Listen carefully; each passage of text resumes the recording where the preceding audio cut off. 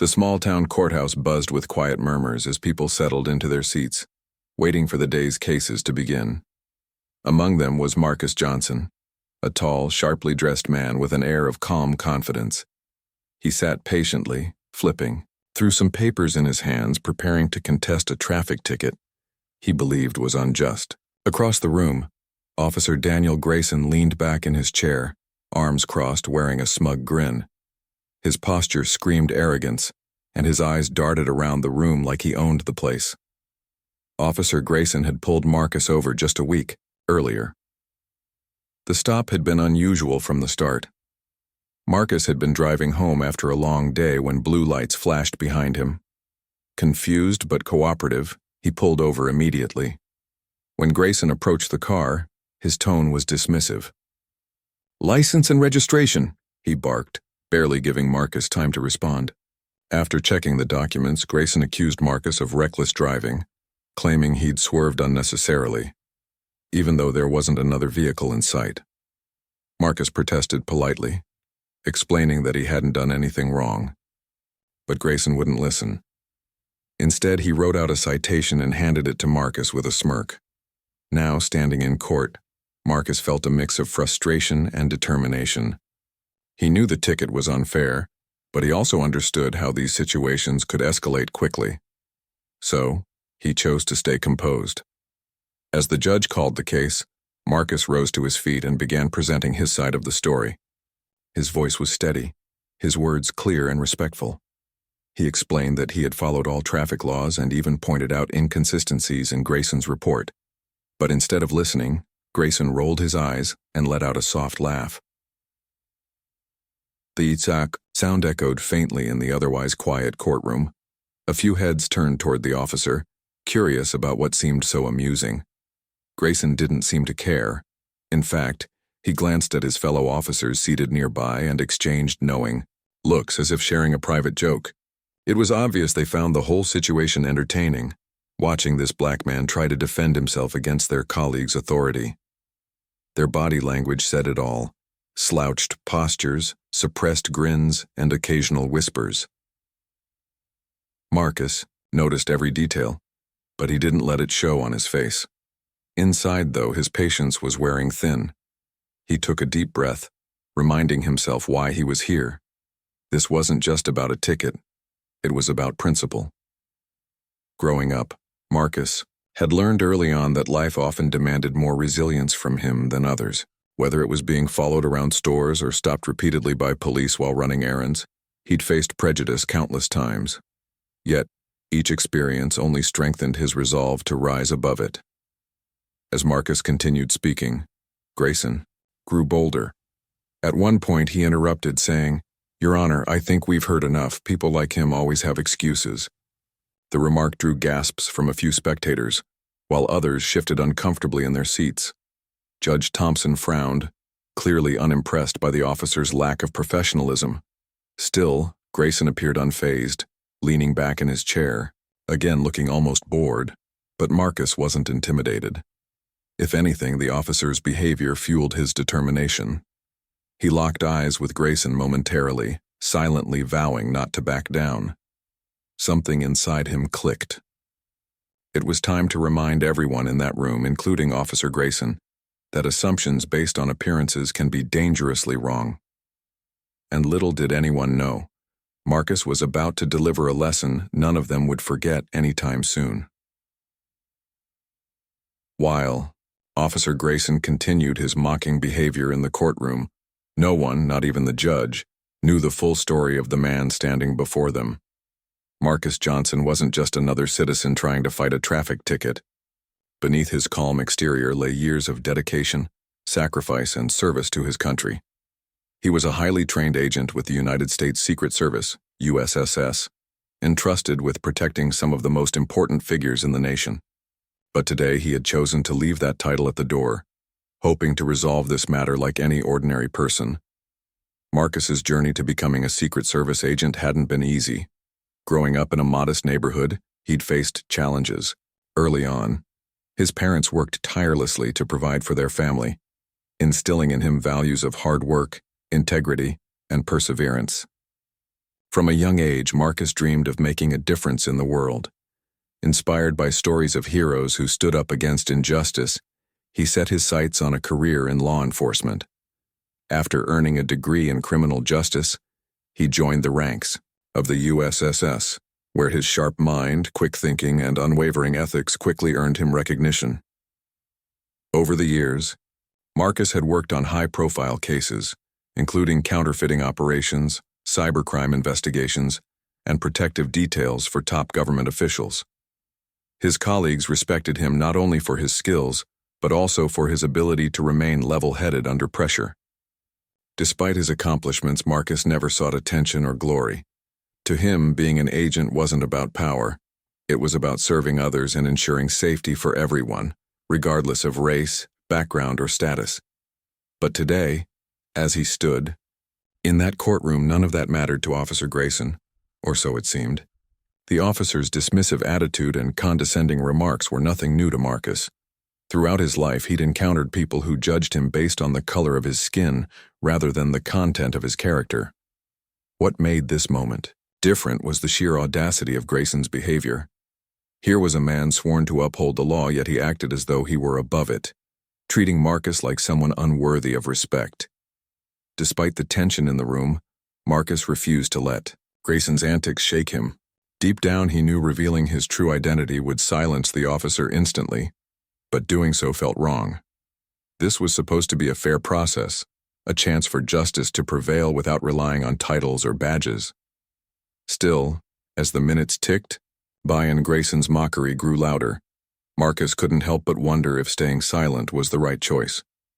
Was this really how things worked? Did someone always have to prove their worth to earn basic respect? As the hearing dragged on, Marcus found himself reflecting on the countless black men and women who didn't have the luxury of flashing a badge or pulling rank when faced with prejudice.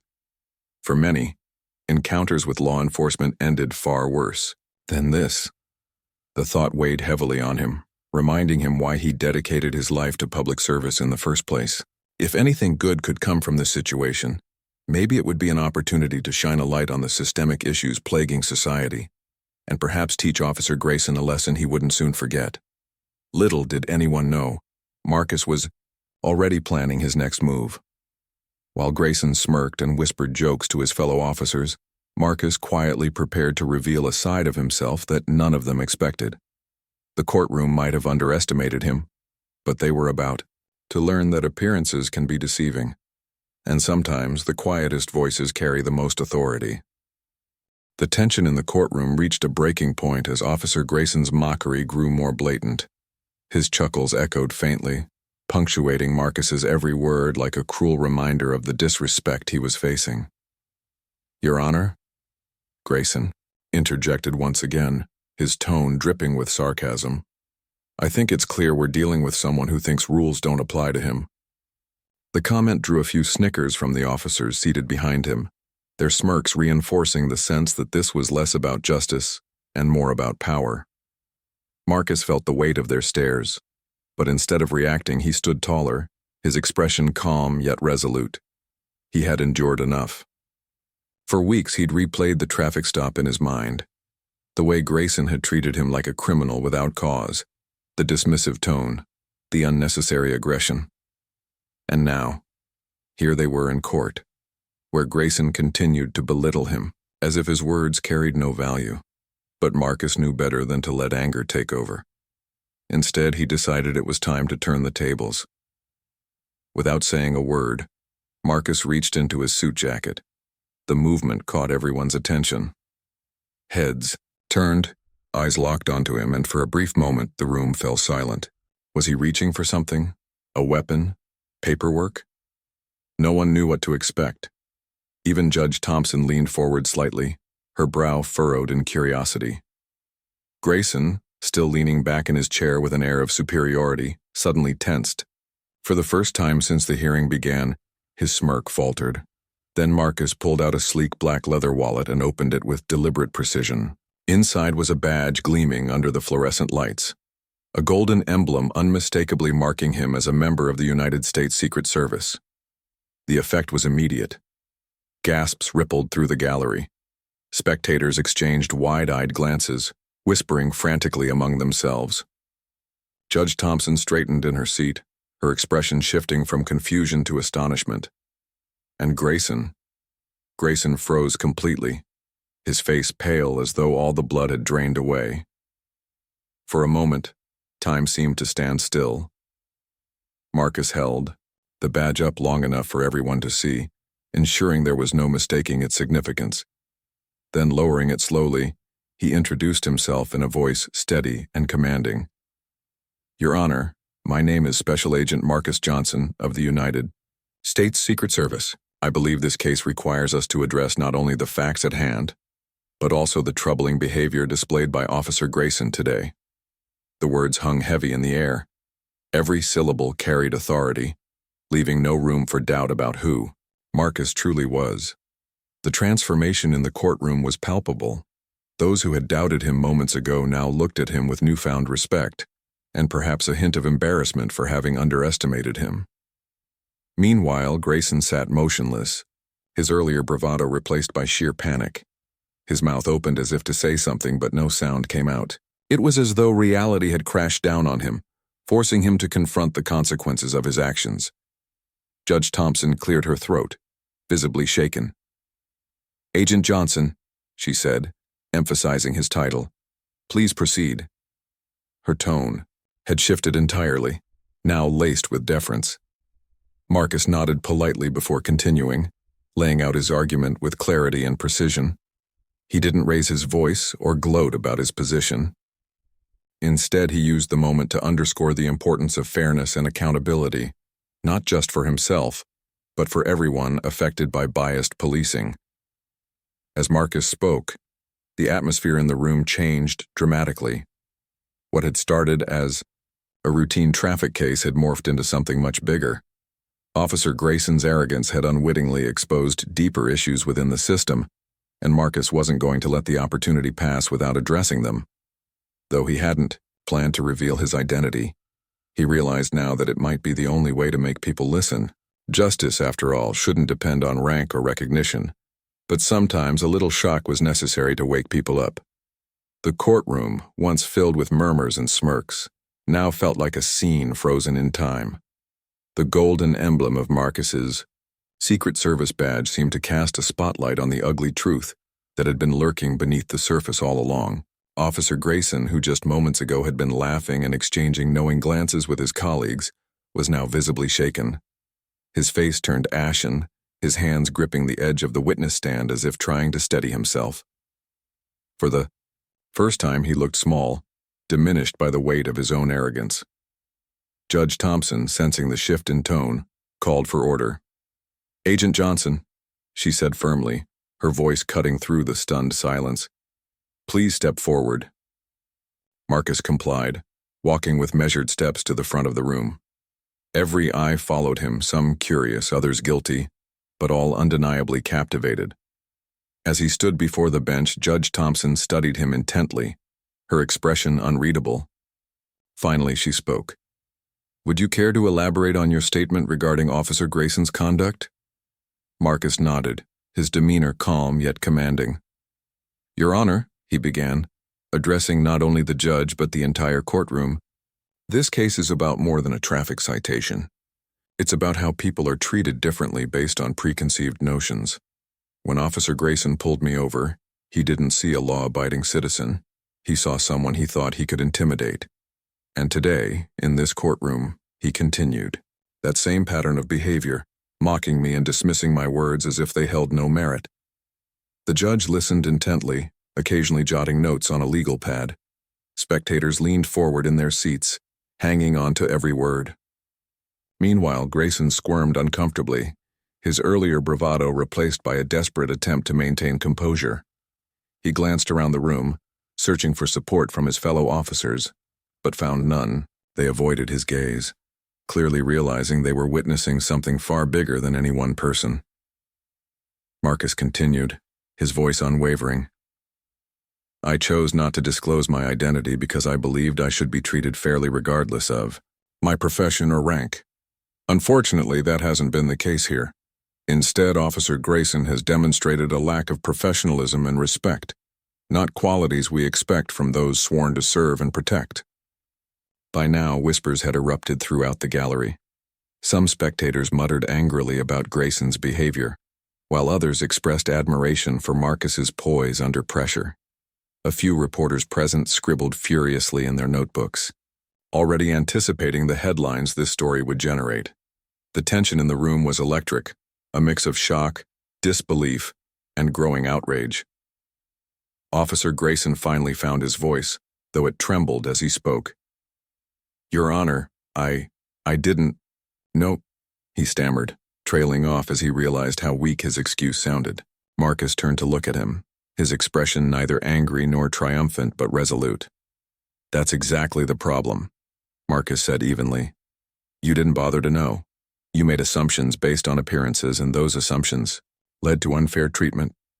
That's not justice, it's prejudice." The judge nodded slowly, her expression grave. "Thank you, Agent Johnson," she said, then turned her attention to Grayson. "Officer Grayson, I'll hear your testimony shortly, but let me make one thing clear. This court expects professionalism and impartiality from everyone who enters it. If what Agent Johnson says is accurate, and I have no reason to doubt him, then your conduct today falls far short of that standard." Grayson opened his mouth to respond, but no words came out. He sank back into his chair, defeated, as the reality of the situation set in. The badge Marcus had flashed wasn't just a symbol of authority. It was a mirror reflecting Grayson's own biases and misconduct. In that moment, the power dynamic in the courtroom shifted completely. What had started as a routine hearing had become a reckoning, a stark reminder that no one is above accountability, especially those tasked with upholding the law. As judge, Thompson called for a recess to review the evidence further. The room buzzed with conversation. People filed out slowly, many stopping to shake Marcus's hand or offer words of encouragement. Outside, news crews gathered, eager to capture footage of the unfolding drama. By the end of the day, the story would spread far beyond the courthouse walls, sparking debates about fairness, bias, and the need for reform. But for now, Marcus stood quietly, knowing he had taken the first step toward exposing a deeper issue, one that couldn't be ignored any longer. As the courtroom emptied during the recess, Judge Thompson wasted no time addressing the gravity of the situation. She requested an immediate meeting in her chambers with Marcus, Officer Grayson, and their respective legal representatives. The air in the small wood-paneled room was thick with tension as everyone took their seats. Judge Thompson sat at the head of the table, her expression stern and unyielding. "What happened in my courtroom today cannot be ignored," she began, her voice firm but measured. "We are here to determine not only the outcome of this case but also whether there is a larger issue at play." Marcus sat quietly, his hands folded on the table in front of him. He didn't need to say much.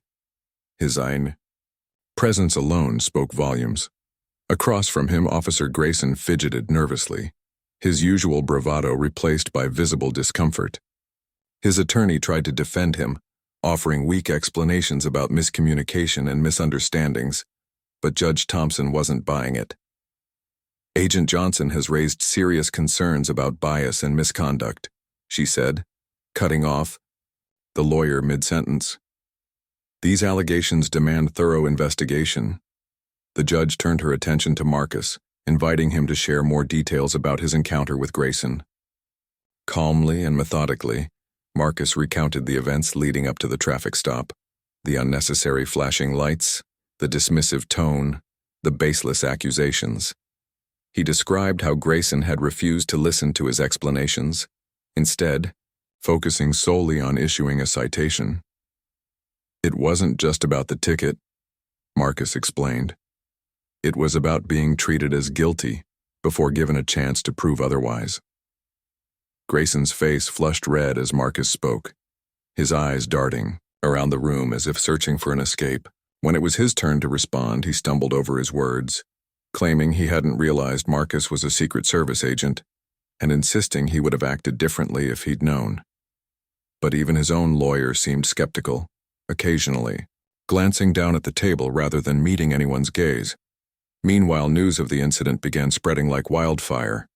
Reporters stationed outside the courthouse caught wind of the dramatic scene inside, and within hours, headlines were lighting up social media.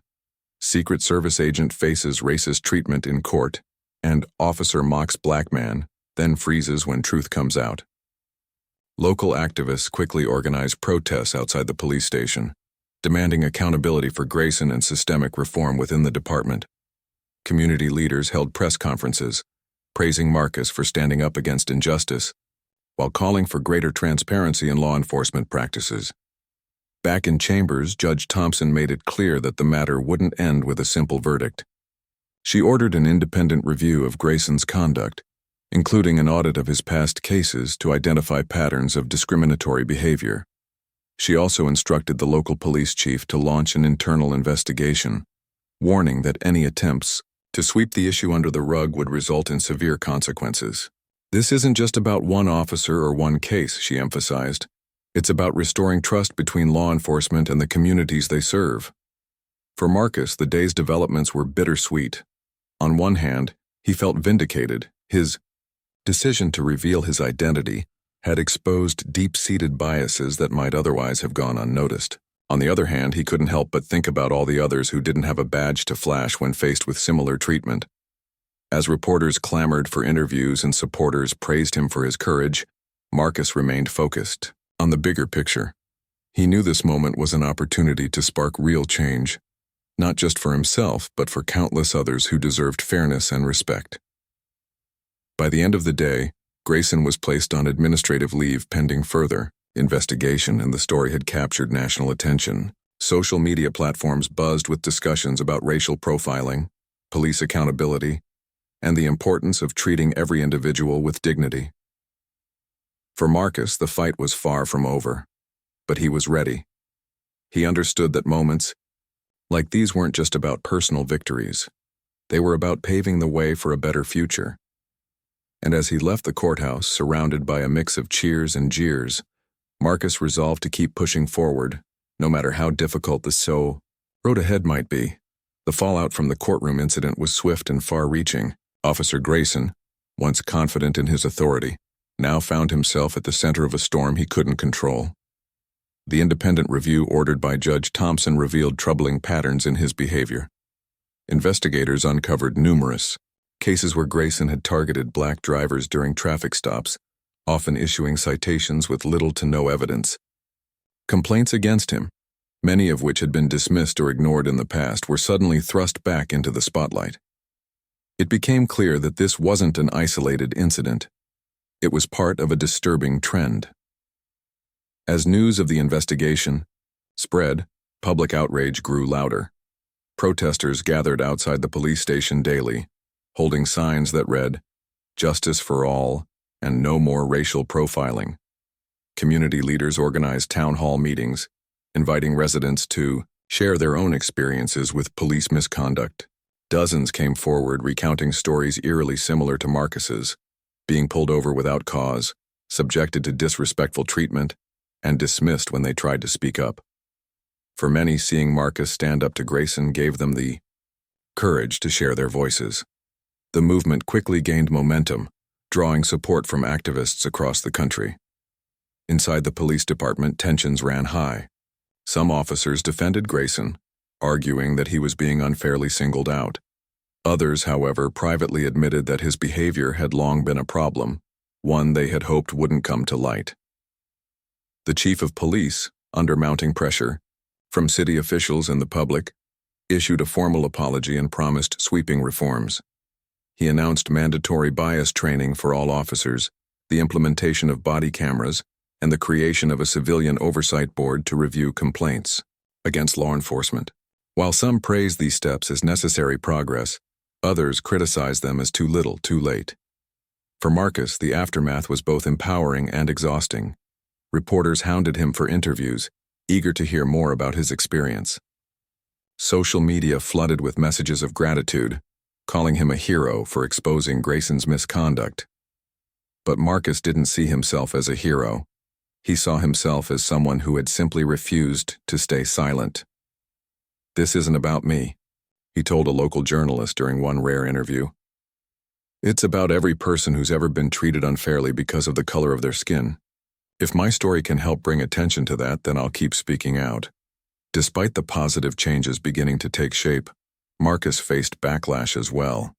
Anonymous threats poured in, accusing him of ruining Grayson's career and stirring up trouble. Some critics claimed he only revealed his badge to intimidate the officer, ignoring the fact that Grayson's own actions had painted him into a corner. Through it all, Marcus remained steadfast, focusing on the bigger picture rather than the negativity aimed at him. He leaned on his family and close friends for support, finding strength in their encouragement and reminding himself why he'd chosen this path in the first place. Meanwhile, the ripple effects of Marcus's actions continued to grow. Local schools invited him to speak to students about resilience, integrity, and the importance of standing up for what's right. Churches and community centers hosted forums where he shared insights about navigating systemic racism and using personal experiences to drive change. His story inspired countless people, young and old, to reflect on their own roles in creating a fairer society. Officer Grayson, on the other hand, became increasingly isolated. Suspended without pay and facing potential termination, he retreated from public view.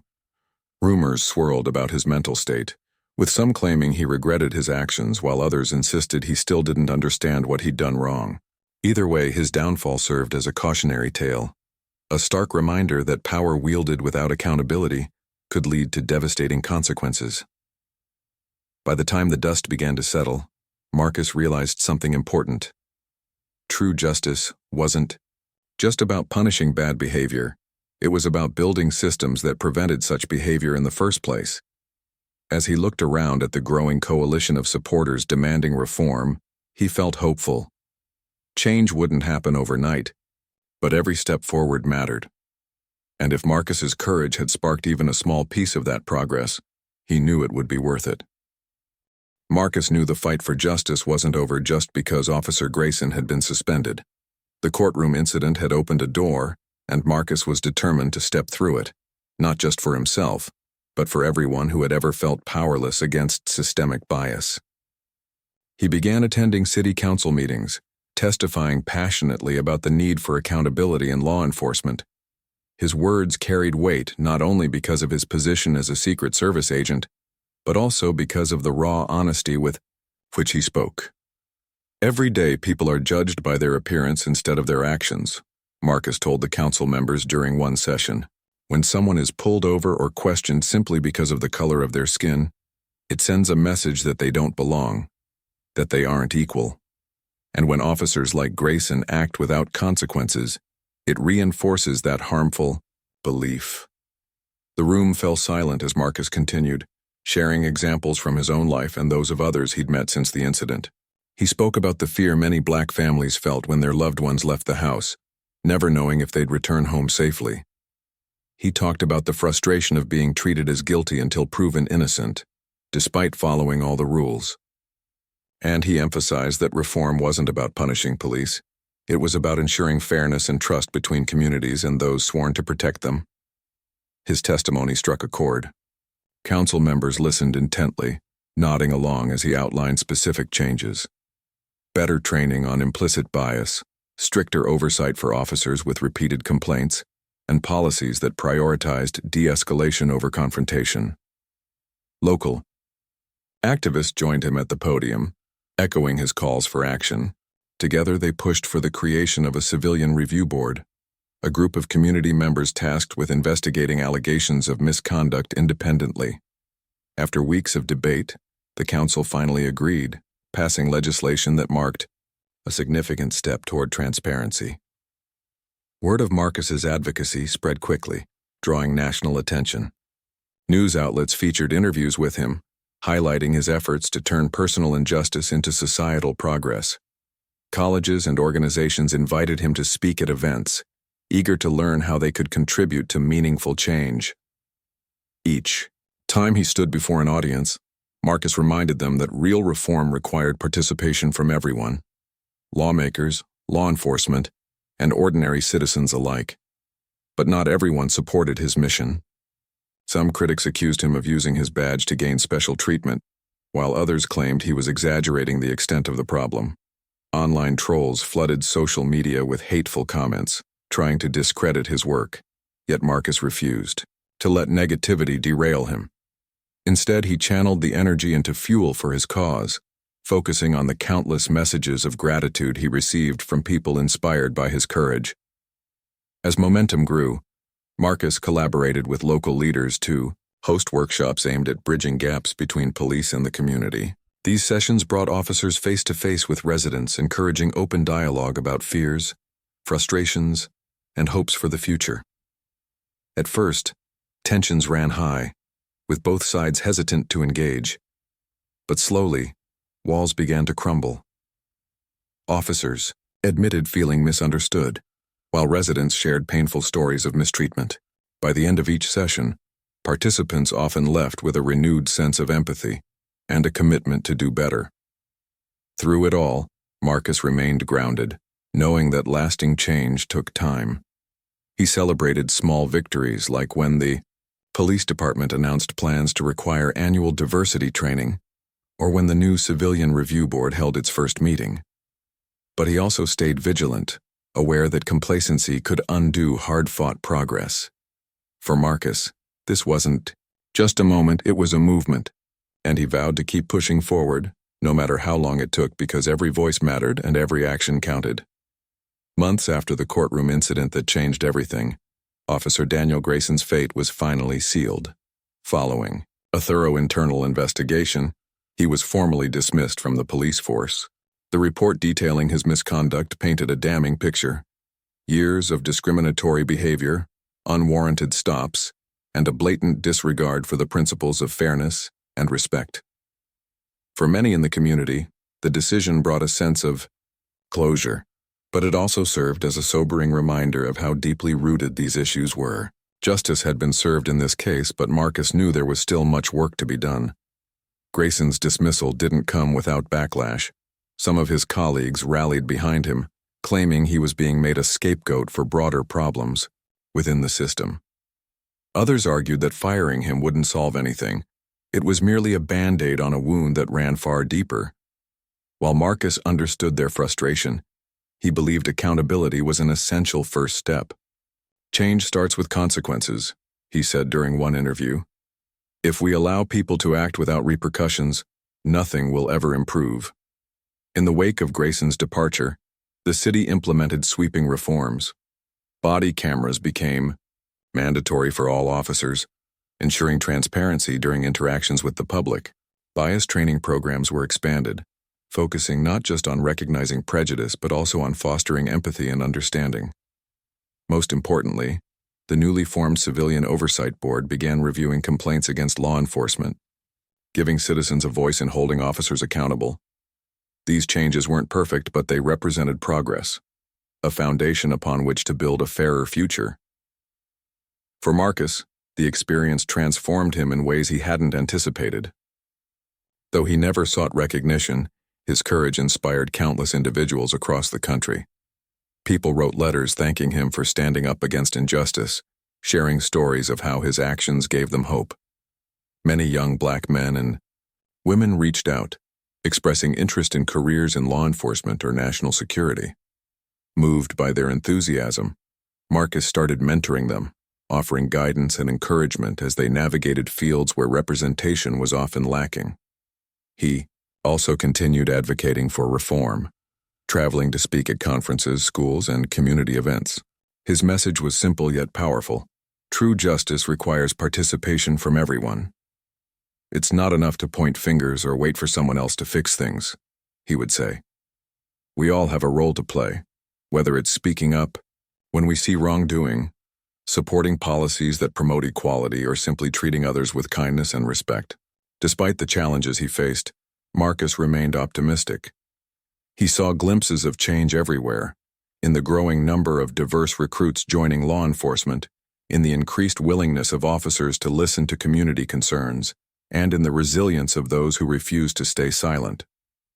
Even small victories, like seeing two former adversaries shake hands after a workshop, reminded him why this fight mattered.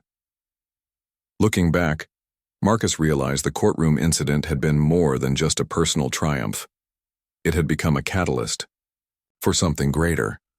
It forced people to confront uncomfortable truths and sparked conversations that might otherwise have remained buried.